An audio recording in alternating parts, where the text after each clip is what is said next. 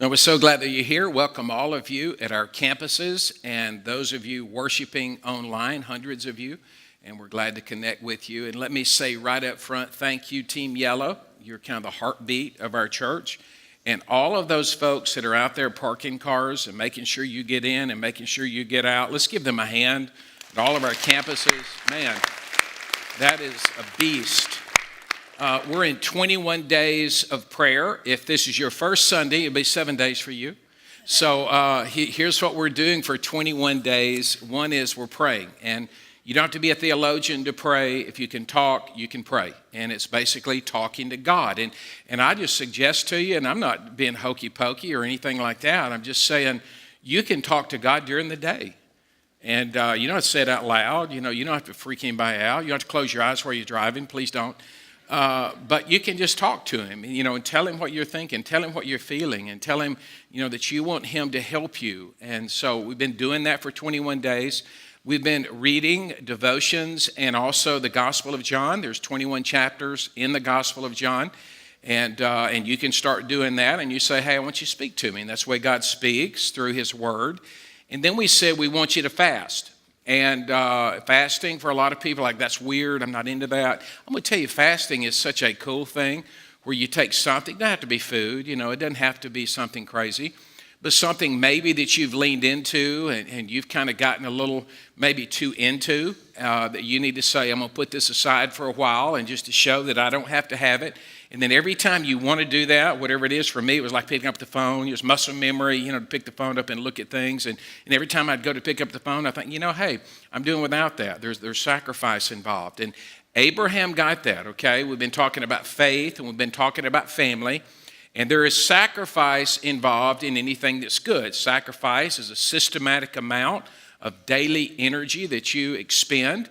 And that's important. If you're going to have anything great, you're going to have to expend some energy. There's going to be a sacrifice. Nothing good happens by accident or stays that way.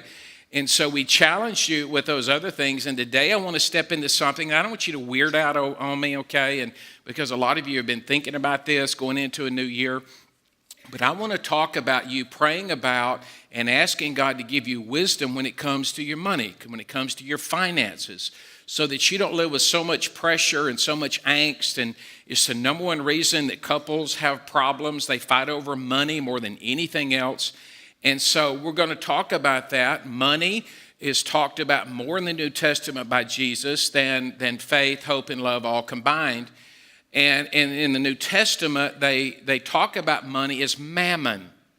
Now you say mammon, you can't serve God in mammon. You've heard that. Well, mammon was the Babylonian god for riches and wealth. And the idea is you need to understand why that can be such a challenge to you, and you don't let it control you, because you either learn to control your finances. You get this. Some of you are like young. You get it. I'm just there right now. If you don't control your finances, they'll control you. And then all of a sudden, money will mean way too much to you. They did a study, and they asked people, what would you be willing to do for $10 million? Now don't say it out loud, what you'd be willing to do. They went through all these different things. And I'm going to tell you what people said that they were willing to do for $10 million. $10 million is a lot of money. $10 million, is 25% said they would abandon their family. Oh, that's a real winner. $10 million, yeah, I'll run off, yeah. 23% said they'd be a prostitute for a week. Let's move on quickly from that. 16%, yeah, that was like, like, ooh, 16% said they'd give up their U.S. citizenship. 10% said they'd withhold testimony to let a murderer go free. 7% said they would kill a stranger. I mean, in Hasbro, you probably get them for $500. But the 3%, I'm just playing with, make sure you're awake, it's cold. 3% said they'd put their kids up for adoption. You're going, I'd do that for free. I mean, the reality is money will make you funny. And if you don't learn that you're a manager, you're not an owner, you'll never figure it out.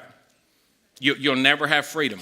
Genesis chapter 14, open your Bibles there, and we're going to look at Abraham. Abraham was not perfect. He lied. He did a lot of bad things. But God used him. And that's a good word for all of us. You don't have to be perfect to follow God. I mean, some of you have come into the weekend and, you were like not drinking or drugging or smoking or whatever, and you fell off the wagon Friday night, and you're like, I quit. No. God's still got a plan for you. I mean, God's not done with you. He can help you. You start now. You follow him now. You love him now. You let him empower you now, because the enemy will destroy you. Now, that was free. Genesis chapter 14, beginning with verse 14. And Lot, you remember the nephew of Abraham, Lot, and he wanted to go down the valley, Sodom Valley. It looked beautiful. And Abraham said, you go ahead, I'll take the hill country. Well, he's got himself into trouble. Some of you got nephews like that. They just stay in trouble no matter what, so he's got to rescue him.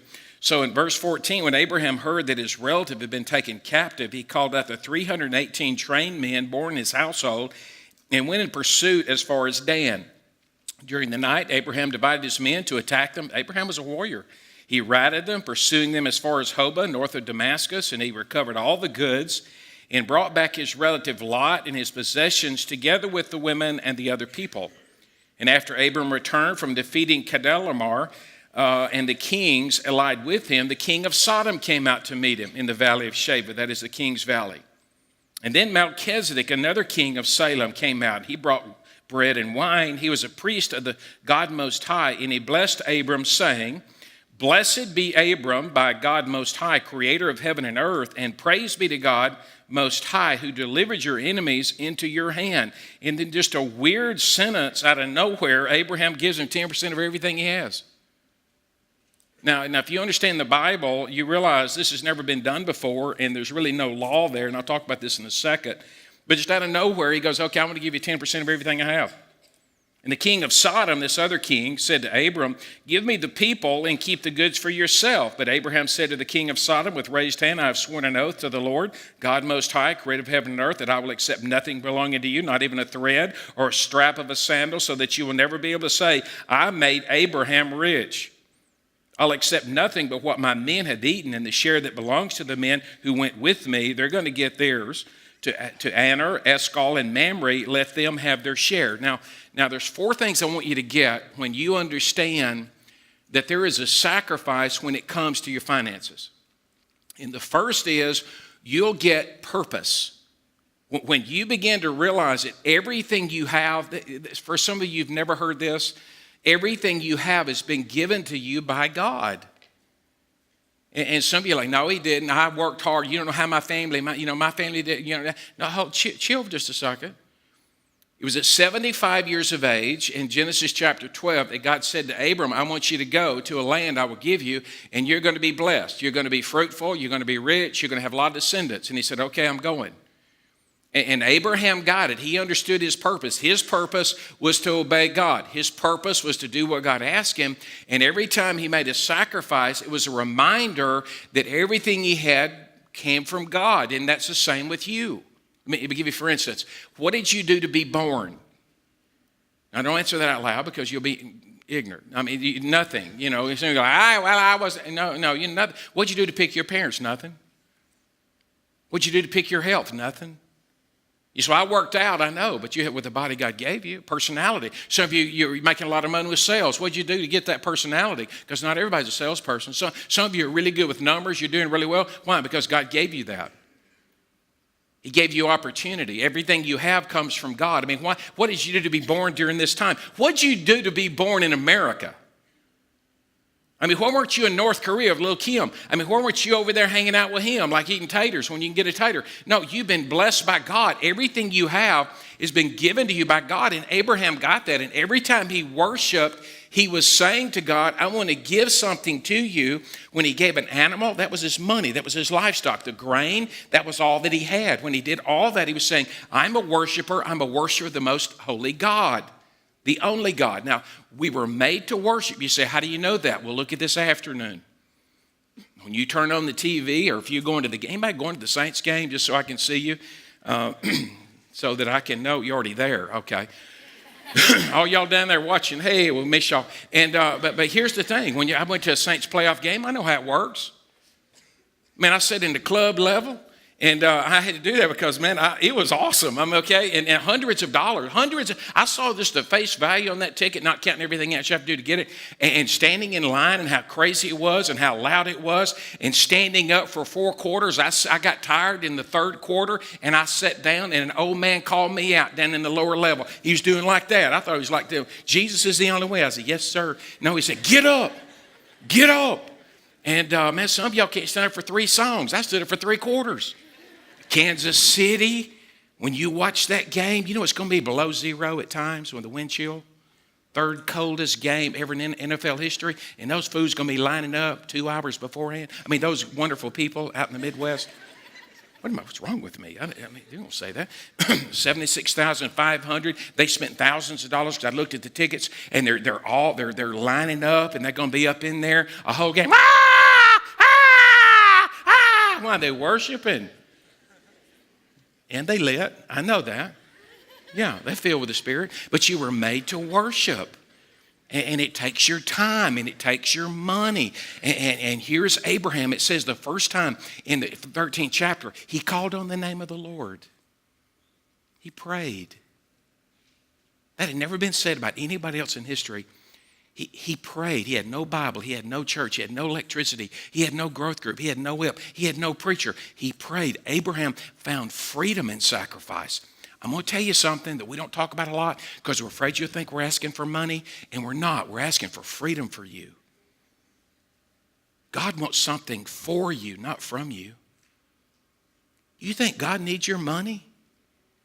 Look, he's not after your money. I'm not after your money. He's after freedom. And when you understand, when you come to God and you said, hey, I'm going to give a portion of what I have, that God is saying, I'm freeing you up from greed. You say, I'm not greedy. Greed is wanting a lot more than you need. Uh-oh. And something happens here. It comes out of nowhere. I didn't ask for this sermon. I was reading my Bible, okay? I didn't ask for this message. And I'm reading it, and here something happens that's never happened before because he shows up with millions of dollars. When he takes over these armies and he rescued these people, it was a fact, it was a law that the person that rescued these armies got to have everything, the men, women, and children, and all their livestock and everything they had. And Lot was already rich when he went down there. That's why he went down to the valley of Sodom. So he's coming back with the Powerball. He's come back with Vegas. He won it all. And he's walking up, and I'm thinking, man, if I won it all, if I had millions and millions, you're talking 10, 20, 30, 40, 50 million, and I'm walking up and I see a guy walk out, even if he's a preacher, I'm not giving him 10%. I don't know about you. I mean, when I read that, I'm like, why?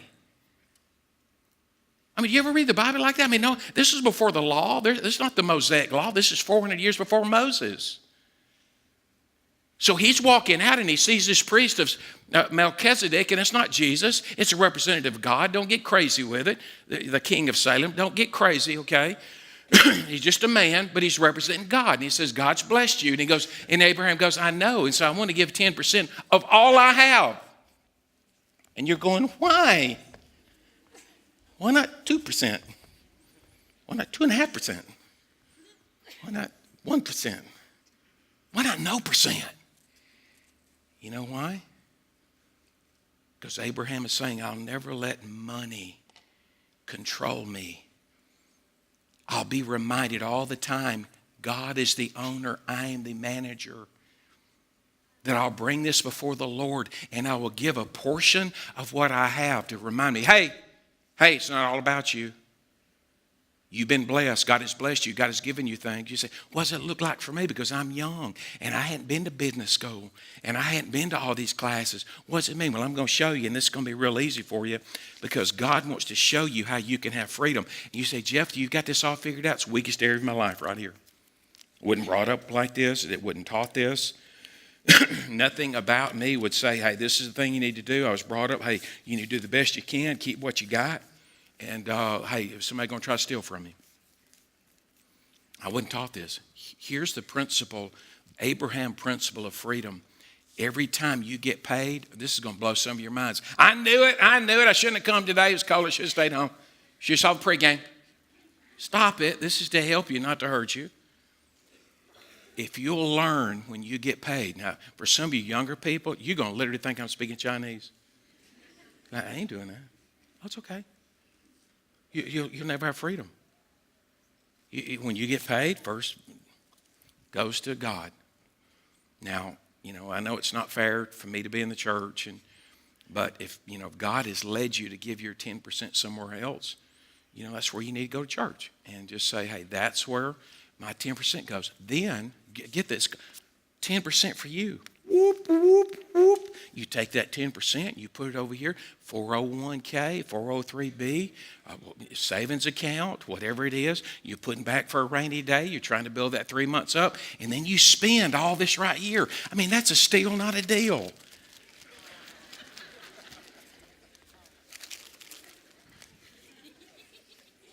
That's it. Business class is over. You want financial freedom?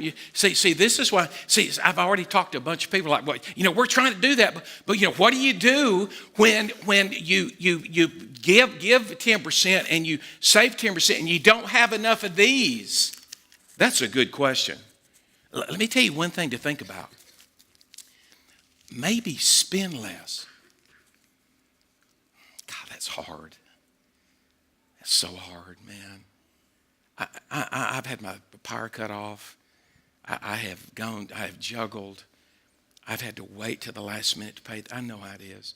See, it pains me. The reason I want to talk about this more is I know how hurtful this is. Because a lot of you, your employer don't pay you anything. I get it.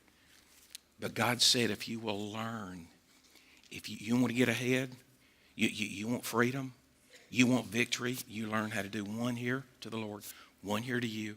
And then you learn how to live on this. And I'm going to tell you, over a period of time, it will blow your mind what God will do. Yeah. And let me say this one, just kind of a little commercial here. You keep working to get out of debt. You keep working. You drive that nappy car for a little bit longer.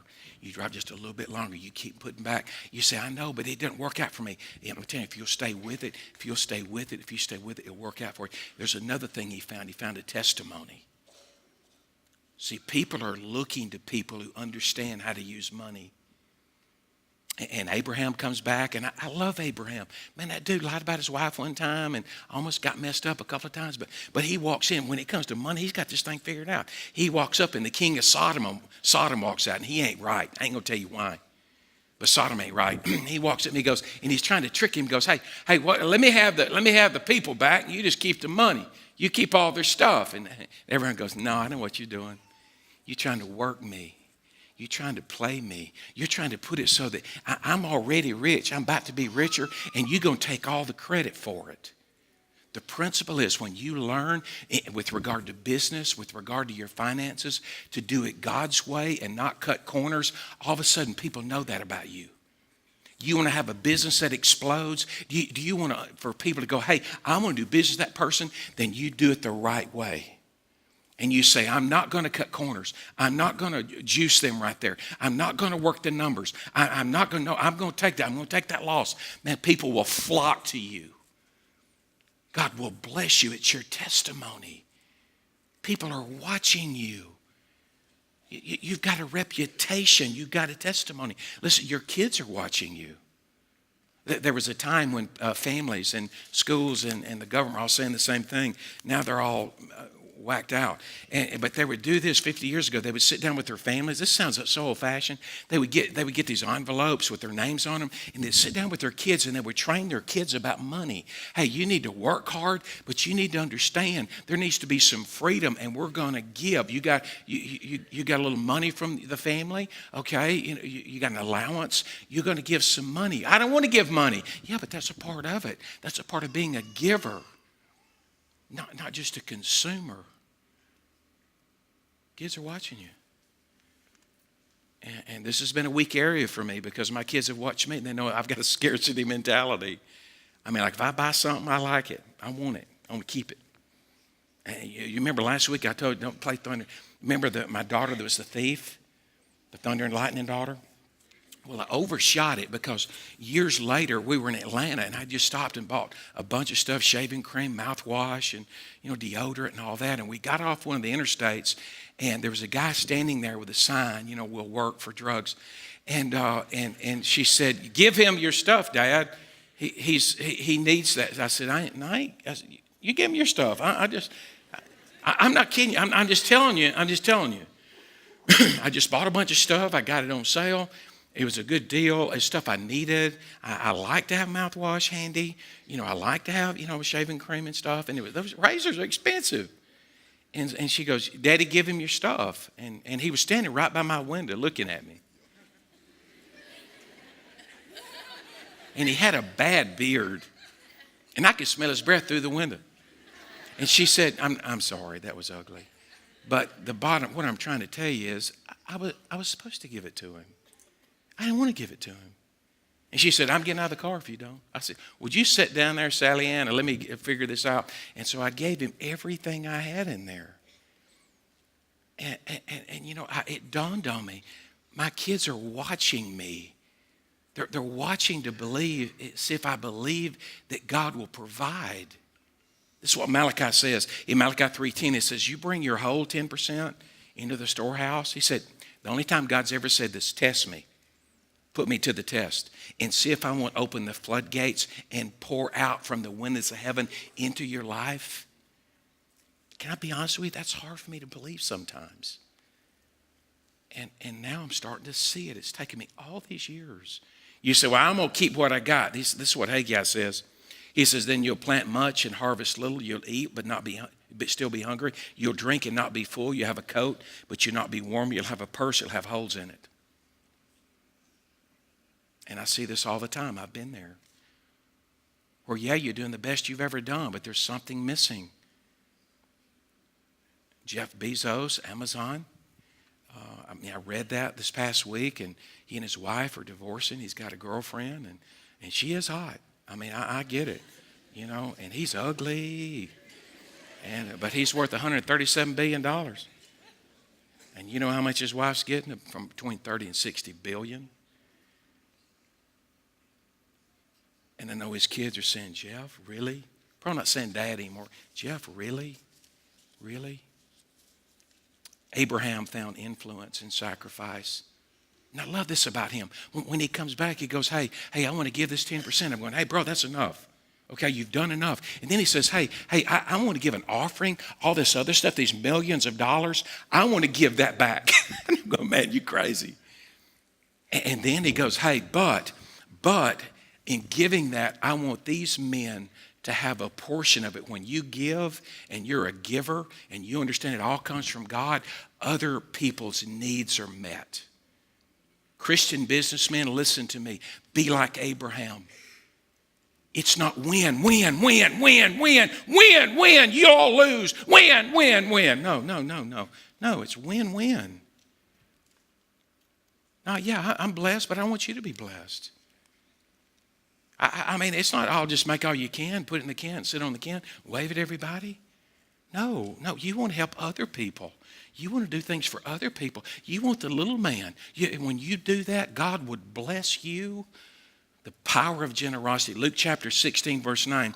Jesus says, "Use your worldly wealth to influence people so that when you're dead, you'll be welcomed into eternal dwellings." You know what that means? When you give your money and you say, "Hey, I want this to be used to reach people, to minister to people, the broken, the lost, the unchurched," and God begins to do that one day, like Schindler's List, when it's at the end, you don't want to be saying, "I wish I'd have sold this watch." That's 5 people. Because one day, and I'm looking forward to this. Now, I don't know how this is going to work, but one day when I'm walking into heaven, I want to be able to see the fact that what I've done with my life and with my money and with my time has resulted in eternal things, people.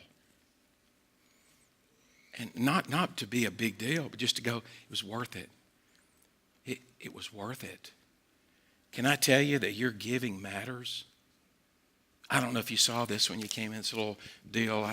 Travis and communications team did this. And man, I just looked at this. I have looked at this and looked at this and looked at this and looked at this. and gone, wow. I mean, because you gave, because you go, because you serve. When you start looking at this, I'm going to tell you a little secret because I study churches all over the world. What God is doing in South Mississippi through you and in you, for the community we live in, for the budget we have, for the population density, for all the issues we have, this is not happening anywhere I know of in America. Because of the preacher? No. Because of you. Because of you. Easter Sunday, when we open up down at Gulfport High School with our 4th campus, you know why we're able to do that? Because you gave. Because you're willing to go, because you're willing to serve, because you understand you're one of the few people that you get it. It's not all about you. And when you come and worship, it is a sacrifice. It costs you something. And lives are being changed. Now, I had an experience going to Dubai. I want to share it with you because, you know, every time I go on these trips, and I went to see my kids, and I think I'm getting away from y'all. You know, like, hey, I got a break. You know, nobody knows me. Nobody cares. And every time I'm on one of these trips, God begins to speak to me. And I was flying, and God began to kind of speak to me about what he was doing with regard to people. And so I wanted to show you. I thought, how can I best tell you what happened to me on this flight? It's a long flight. 14-hour flight. You ever been on those international flights? It's like a death march. It's just a death march. And we got our tickets through Expedia, at which we paid nothing for them. And I told my wife, I said, honey, you're not going to be able to sit in the plane. You're going to sit on the wing. Because what I paid, they just get a strap, just kind of strap you on the wing, like the ant on the top of it. And I said, it's going to be bad. And so sure enough, we get there, and we start loading up in the airplane, and we're in the special fare class. That's below the economy class. And this really happened. I'm sitting here, and we're by the toilet. And matter of fact, I thought my seat was a toilet for a second. And she said, no, you're right here. And I said, good, that's going to be rough because it's a long 14 hours. That's a long time. And sure enough, we got in there, and we sat down at the back of the plane. And the little lady, the host, the stewardess barely come back there. Like when they're doing all the thing about buckling up and all that, they're like with you, like, yawn. And so they came back, and she threw a cup at me, and I kind of caught it, and she gave me something, no ice, and threw a peanut. I kind of caught it. And I thought, man, I was kind of discouraged, back here in the back. I thought, man, why do we have to be back here in the back? I was, the Lord, I give and do stuff, and I'm going to see, my kids, and I'm going to see them because they're over there serving. I mean, have you ever had a pity party sitting back here by the toilet? Yeah, I mean, where you're like, I can't believe why can't we, and then on top of that, there was a guy, I call him my buddy from Budapest, and he was like up on me. Like when he leaned back, he's like, hey, Bubba, how you doing? Let me rub you. That's a true story, buddy from Budapest. And he was on top of me. This is true. I'm not making any of this up. I know you think he's making all that up. I bet no, I'm telling you the truth. Buddy from Budapest, we talked. He took his shoes off, then he took his socks off, started scratching his toes. Yeah, no, that really happened. And I told Lisa, I said, well, can I do that? She goes, no. So I'm back there with a buddy from Budapest. Some of you feel like that. And so I thought, man, what are they doing up there? So I got up and walked up to business class. And, man, business class was fine. And so I kind of standing around. Maybe I could see an open seat and leave Alicia back in the back. And so business class, though, you know what else? They were so distracted. They were working. I could tell what they were doing. Man, I got to try to do this. I got to make this deal so I can stay up here. I don't want to go back there. And I'm thinking, whoa, and they can't make enough money. I saw them. And, man, they were getting and they were drinking beer. And not that I wanted to do that. But, I mean, they were drinking all kind of stuff. And they were bringing them meals. Now, this is all I had access to. They had meals, though. They had meals. And so I went back and sat down in the economy class, and I thought, man, I got a sucky life. This is just terrible. I mean, why can't I have money? Why can't I ever do anything like that? I guess God's people just need to be poor. I mean, it's just the way it is, So then we got to Toronto. I got sick of that. I'm going to confess something to you. I want to keep it all between us, okay? we got to Toronto, and I walked up to the little lady at the gate, and I said, look, and Alicia had kind of, her knee was acting up. And she was sitting, Alicia was sitting by an older lady with a cane. And not that and a baby that was crying. And not that it mattered, but I just went up to the deal and I said, hey, my wife is, we're a little older and we've had a rough time and her knee's hurting. And I wouldn't mind if you put us in first class, honey. And I kind of pointed back and I know she was looking at that older woman. That's not my fault. I didn't say that was my wife. I said my wife is a little older and she's over there in that. I'm tired of sitting back there in the Budapest. I'm tired of it. And I went to line a little bit. I didn't lie. I just said in that region. She's sitting in that region over there. And so I said, but we won't mind if you put us up in the first class. And a few minutes she said, Mr. Jeff Clark, come to the counter, please. So I walked up and she pushed those tickets across. She said, have a good day. Yeah. I took those tickets and priority boarding. I'm not playing. I mean, I the only time I've ever been able to do that. And I kind of like, we're in the first class. We got on the plane way before anybody else. She's taking, I had on a warm-up suit. I said, she said, can I take your jacket? I said, yeah. I had a T-shirt on. And so I'm sitting there, and I'm thinking, man, this is the way I can stretch it out. And people, going on back, and like, going back there. They pulling the curtain, and I had a bathroom right there, like my own bathroom. It was unbelievable. And the little lady came out, and she gave us like these blankets, and I still got it. I thought it went with the package. And so I was covered up, kind of patting Alicia. I said, this is how you roll, Big Daddy. And then the lady came out. She said, you want a hot towel? I said, I want everything you got. And she threw me the hot towel. That thing was hot. Boy, I was like, I never sat up here before. And she said, would you like something to drink? I said, yes, ma'am. And she brought a real glass and real silverware. And she said, all the drinks are free. And I got feeling a little guilty. I think I can't be up here drinking like that. I said, well, what else you got? And she said, would you like some hand-squeezed orange juice? I said, I'll take it out of the carton. I've been back there. I didn't know people got treated this way. And you know what? You know the danger of being in this seat? People start telling you stuff. It makes you feel smart and good looking. It feels good. Said, anything you need? I'm what I said, well, Bubba's back. Could you get I didn't do that, but I rubbed my feet. I mean, it was amazing. And everything was rolling just right. And I thought, man, God is so good to me. God so blessed me. Oh, I'm so glad I'm not back there in the cheap seats.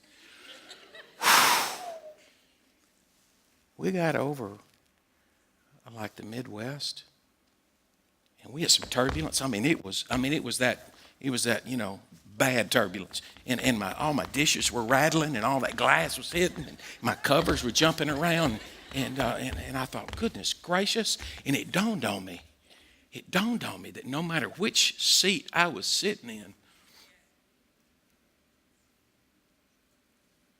if that plane goes down, we all going down. Matter of fact, this is what the Lord kind of revealed to me. If it goes down, the first class hits first. Bubba's got a chance. And you dead. I started scrambling, and the seat was already taken by Bubba. Somebody was in the bathroom locking the door. That I read that you got a chance, but if you're stuck in the bathroom.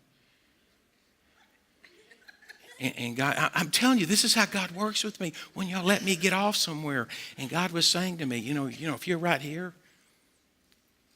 God's got a plan for you. God loves you. You don't need to be disappointed. If you right here, man, you working, you 30, you got wife and young kids, but you got to make it. You got to make it while you can. You doing all this for your family. You got to work it. God says, slow down a little bit. Don't forget your priorities. And if you're right here, it's going to be hard for you to make it. Because why would you have to listen to any two-bit preacher? Because you got fresh, hand-squeezed OJ. And God says, to whom much is given, and that's all. To be on this trip was a lot. Just to be able to go to the Middle East was a lot. To whom much is given, much is required. So I want you to take a second. Just let this settle in for just a second. You say, oh, you want the big lick. No, just I'm talking about for you, your family, your freedom. And think about which chair you're in. And say, God, thank you. Teach me how to be a good steward. Teach me how to be a person that's thankful. For the next minute and a half, just let that settle and talk to the Lord about all that you have.